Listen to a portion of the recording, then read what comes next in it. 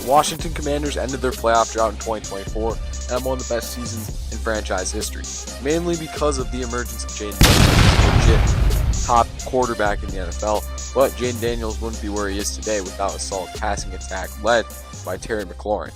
Terry Mclaurin had a career year in his first year with an actual competent quarterback at the helm. He was easily Jaden Daniels' favorite target, and it showed with his stats. And he was just awesome to watch as he was just great for big plays, made the big catch, and got a ton of yards after catch in 2024.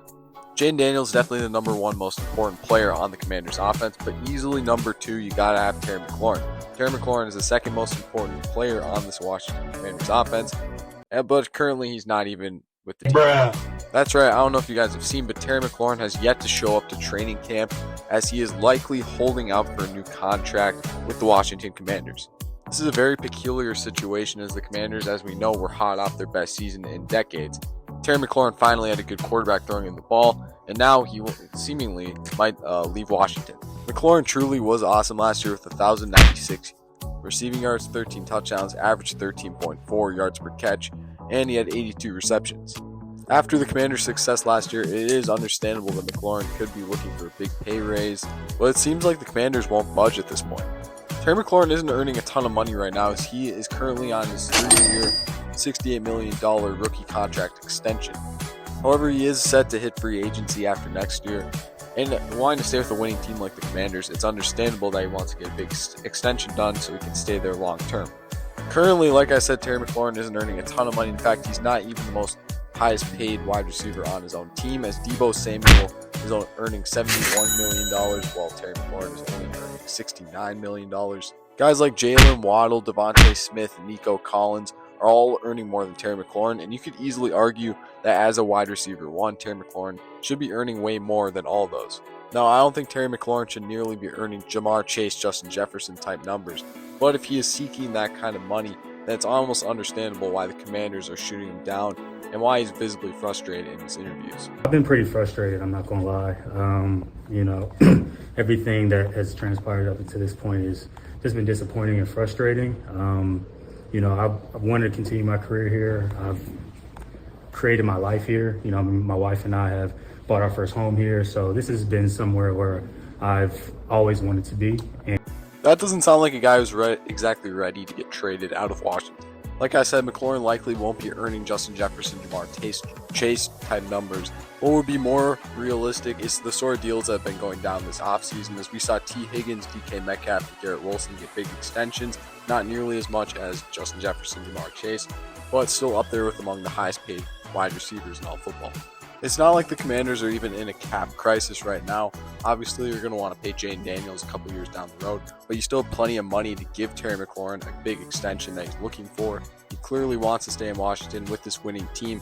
They must have really lowballed him and given him an offer that he's visibly frustrated with and why he's holding out from camp right now. The Commanders have the 5th most cap space in all football, as they currently have $45 million left in cap space, which is among some of the richest teams in the NFL right now.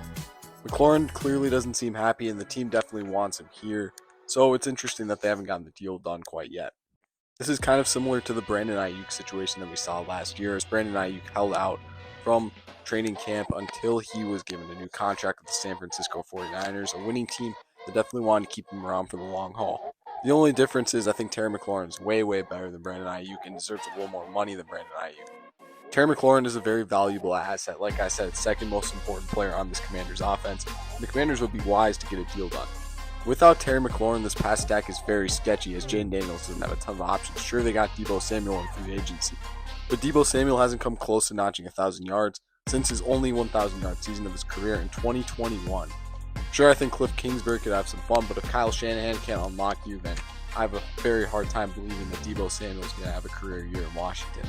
Maybe if Mclaurin leaves, we'll see a bigger role for Luke McCaffrey, brother of Christian McCaffrey. He was really good in college, has a lot of potential to be a solid wide receiver, as well as KJ Osborne. We know he can do as well, as he was really solid for the Minnesota Vikings. Didn't have as good of a season last year as we would have liked with the Patriots, but they were the Patriots last year, so either way, whatever way you look at it, this Commanders offense is a lot more sketchier without Terry Mclaurin.